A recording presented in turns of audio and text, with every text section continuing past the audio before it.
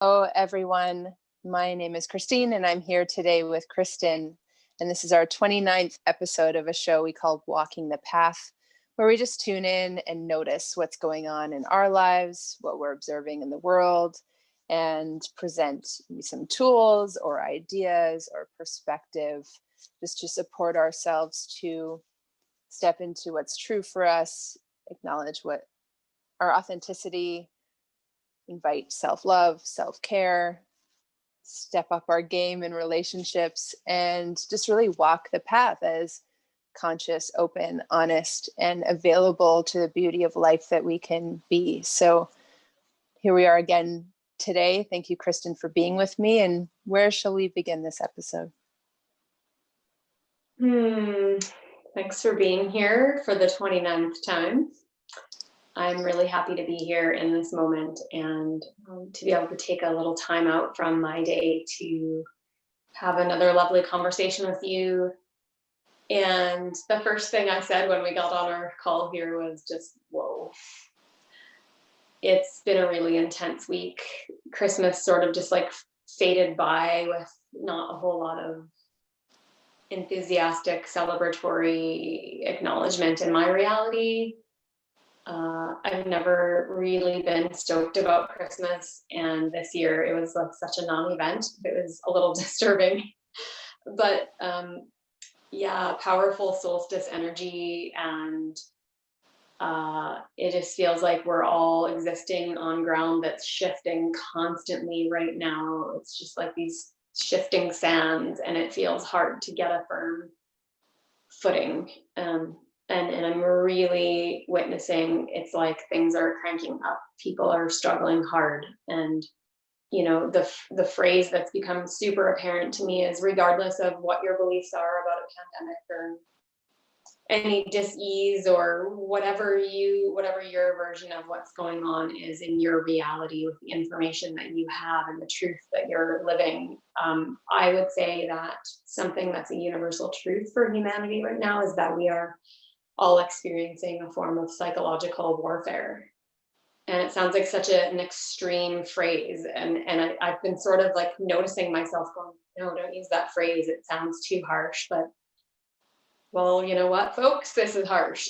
It's hard for me to comprehend what we're experiencing collectively right now. I feel, I'm so grateful that where I'm at, I'm safe, I'm warm, I have food, I have water, I have a wood stove, I have a kind partner who's supportive. We're doing all that we can. We've got family members and friends that we see at times, and so we're not suffering from isolation to the degree that many people are. And financially, we've managed to survive what's going on, although it's been confusing too. And yeah, I mean, you add all that together, and there's this attack on all of our psyches, and it's an emotional, mental, and then physical struggle for survival right now for a lot of people. And that's not even considering whatever entities, or I don't even know what words I can say on YouTube right now so that we don't get flagged and warned, even though I feel like we're not saying anything extreme, but I'll leave out the V word. But yeah, I'm just really trying to comprehend without overthinking what the hell is going on right now. It's so big. It's so big. It's really hard to get a grasp on, and I just really feel my heart's really feeling full with compassion for our human family right now. It's hard to witness. Yeah. Yeah, and I think if anything, it does really feel like a time to acknowledge any expectations we have for ourselves or other people for how we should show up, how we should be, or even any expectation that we should feel good or certain or in control, or any of that. Like, to the surrender, I feel more than anything is just into what is, into our reality, into what we're currently thinking and feeling, so that we can work with it.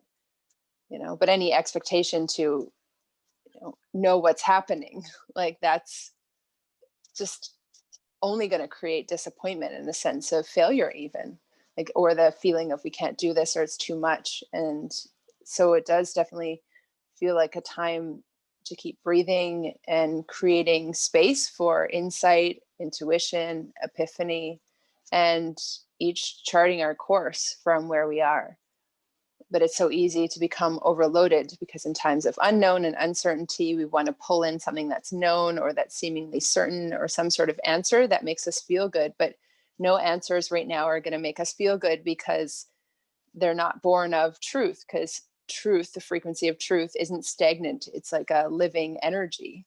So any answer is like, it's like a stamp, like that, it's not going to hold. And yeah, so I think if anything, just giving a lot of attention to what we're feeling, to our breath, to our bodies, to our relationships, and what we can do with what we have from where we are. Yeah, and I think for a lot of us, that might not seem like much, our I noticed, and I've said this a few times throughout 2020, my expectation of what a successful day felt like for me personally has been constantly changing every week of 2020. And for a lot of people right now, that's like getting out of bed. I'm really seeing that, and having gone through the experience of depression in my earlier life, I recognize that pattern. I'm hearing a tractor outside the window. I think there's some snow plowing going on. We've had a lot of snow, which is beautiful and uplifting. And so the pattern of depression, I'm noticing. So we had a moment there with the internet freezing. So we're back. Opportunity for pause and reset, which is so classic of these times, of just saying, oh, it's frozen, or oh, this isn't working. Okay, we'll take a moment, see what's possible here, and choose again. So welcome back, Kristen. Hey, how's it going? Oh my goodness. The theme of this week has just been these constant, like, shifting directions of every intention and plan that's been set out. And it's been an incredible learning experience to just like notice whenever I have an emotion arise, because I had an expectation that anything was going to go the way that I thought it was. And it's just like this constant, like, oh, you thought that was going to happen, and then you thought that was going to happen. And it's just been, I've gotten to the point in the last week where it's sort of just comical, because, for example, I was sharing with you that yesterday I was headed with a friend to a full moon outdoor fire ceremony, and we ended up in a snowy ditch. And yeah, we dug ourselves out, and then a angel stranger stopped by to help us get out of the ditch, and it was great. It turned out to be a fun sideline experience, and here we are. And so yeah, we just don't even know what changes are. It's like the matrix is being reconfigured in every single millisecond right now. And you think for example, you think you're going to watch this movie, and you get a few minutes into the movie, and all of a sudden it cuts out and a new movie starts, and you're just like, wait, weren't we just watching that other movie? What happened there? Or like all of a sudden the characters change, and you're just like, oh, that's not what I ordered. Like it's so fascinating, and I'm really looking at it with eyes of curiosity, and just that whole lesson, that undertone of non-attachment to life, to circumstances, to outcomes. It can be so liberating, and I think that's where I've been finding a lot of my own personal freedom lately, because I've just been laughing at any tiny thought that I have control over anything. Even us having a video glitch here, and a tractor outside my window plowing snow really loudly, and just like the screen freezing. So yeah, I think to tag on to what you were saying too, just to add a new thought in, or more on what you were saying, you could carry on with elaborating on these topics, is oh my goodness, I just forgot what I was going to say. I think I know what it was.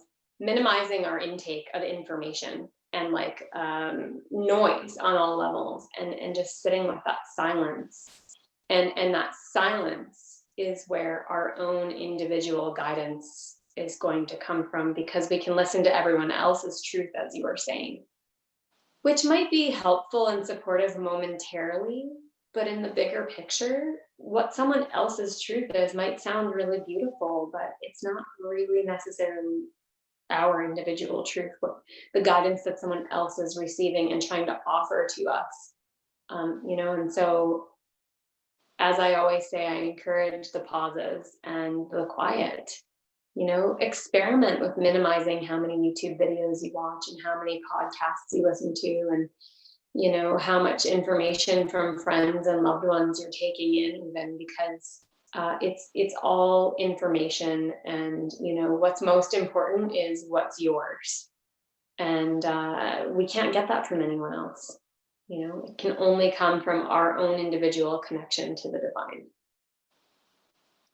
Yeah, and it does feel like such a time to not only strengthen our connection with the divine, but also really prioritize our connection with the people in our lives. And sometimes that information can actually prevent the connection because it's so polarizing.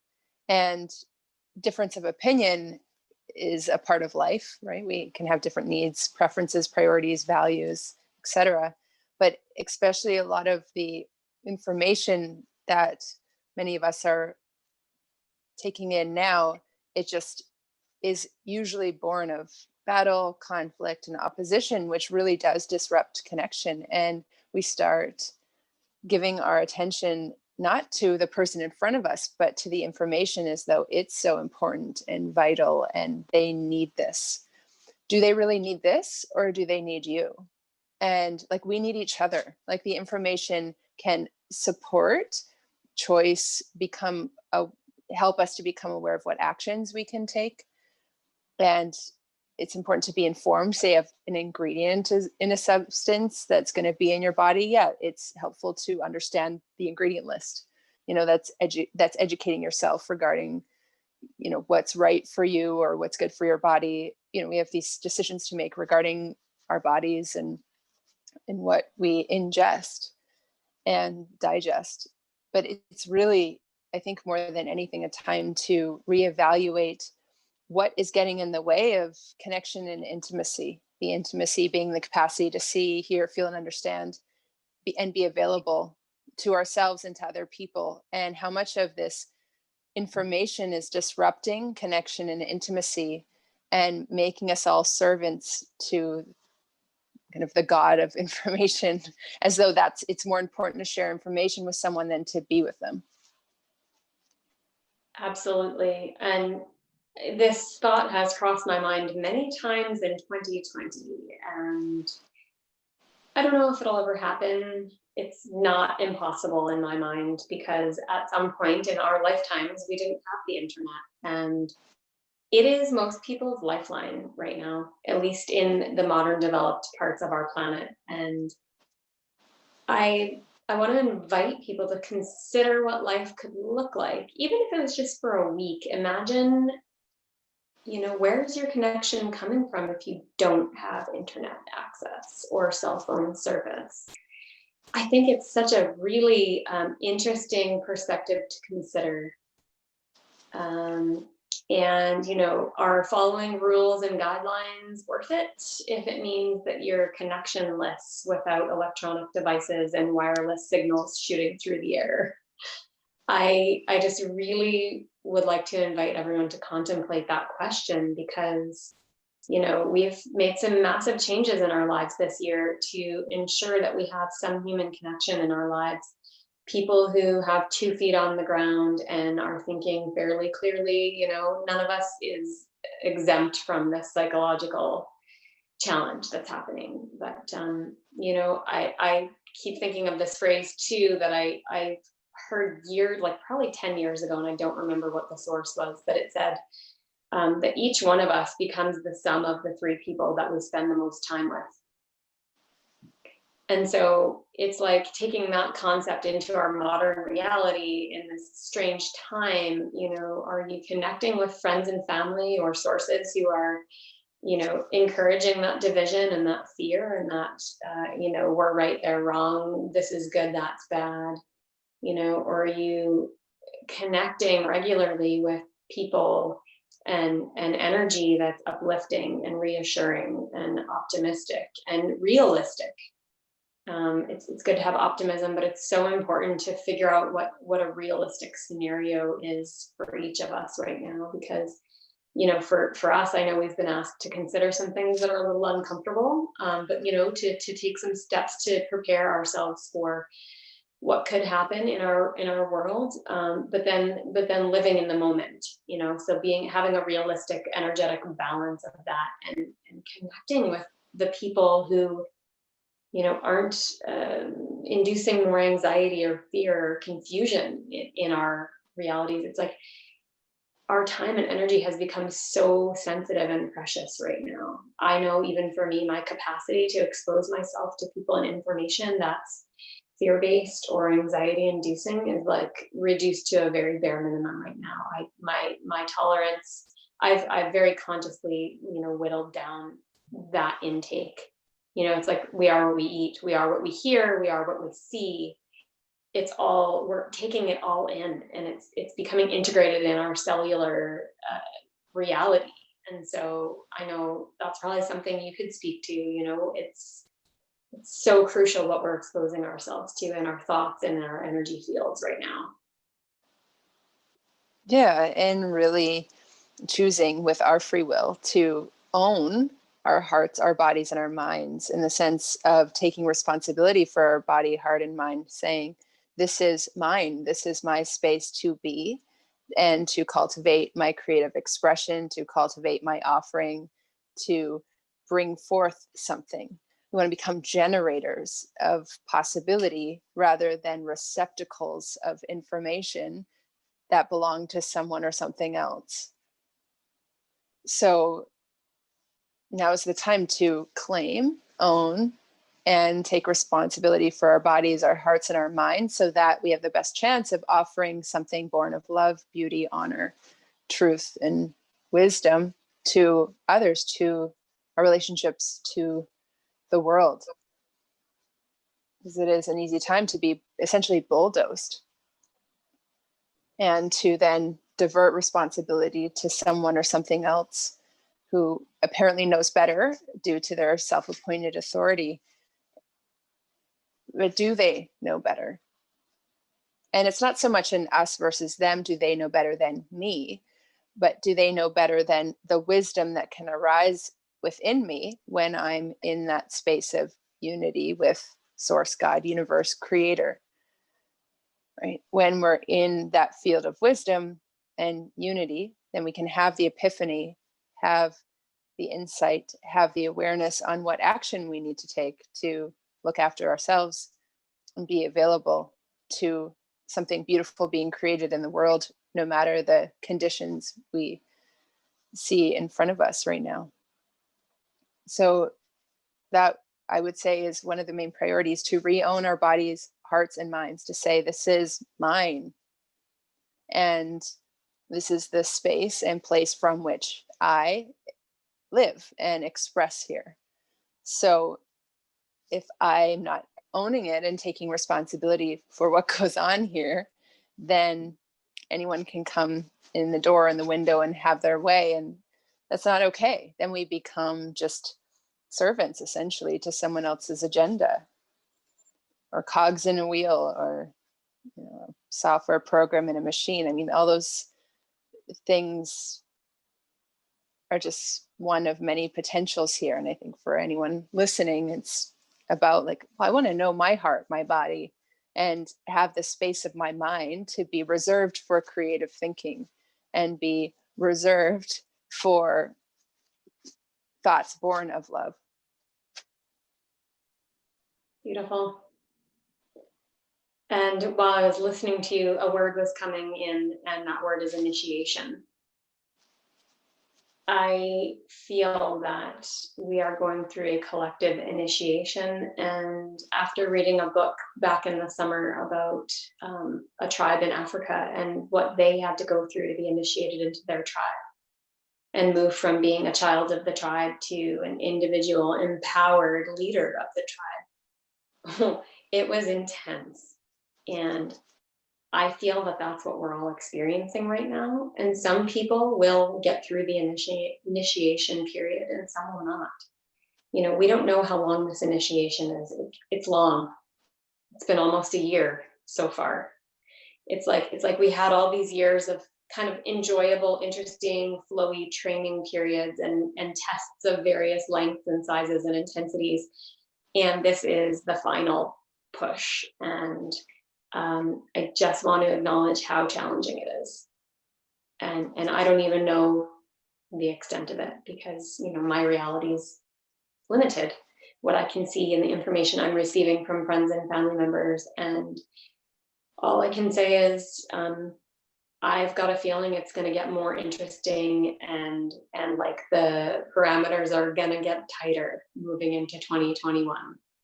And I think the greatest thing we can do is surrender and then surrender more and surrender more. And through that surrendering, we will rediscover, as you said, our own inner strength, which no one can tell us about except for our own intuitive guidance and discovering and connecting with our own heart truth.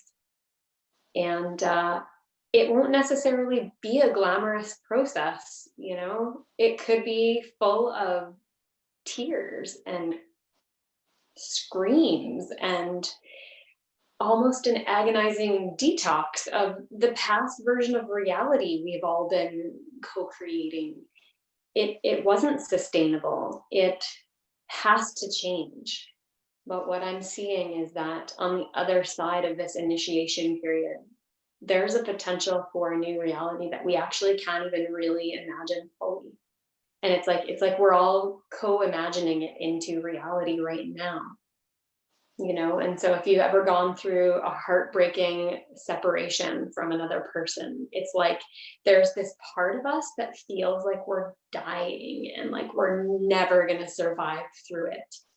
And it's that gripping to that part of ourselves that only knows how to be codependent and connected and reliant on some outside source of love, of information, of comfort, of reassurance, of, whatever, fill in the blank. It's but here we all are. We did survive those things. And hopefully, coming out the other side, we've found this level of strength and empowerment that we didn't know we were capable of. And so just holding that in mind and knowing that there are going to be some more bumps and, just let yourself be loose and ride over those bumps without too much rigidity or gripping. And the less I think we try to grip to any expectation or outcome, the easier it's going to be on us, body, mind, and spirit.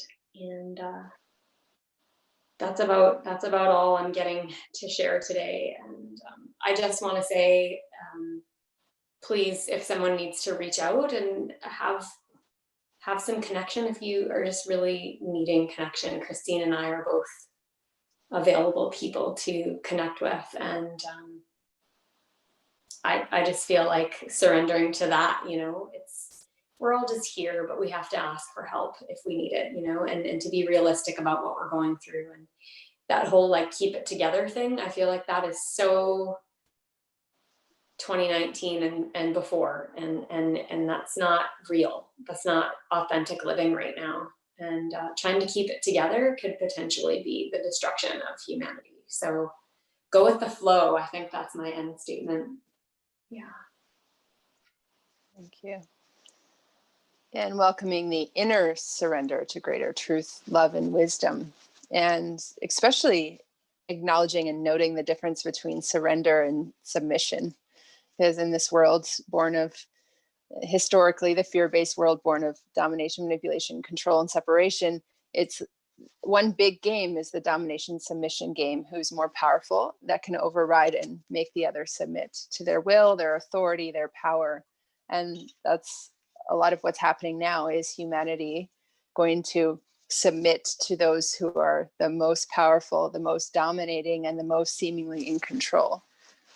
Or are we going to exercise ourselves from the domination submission paradigm, the perpetrator abuser, the perpetrator victim, those dynamics born of power imbalances, and develop an power within dynamic, which is an inner authority. I am here. I acknowledge my existence. I acknowledge all existence. I am part of the whole of existence.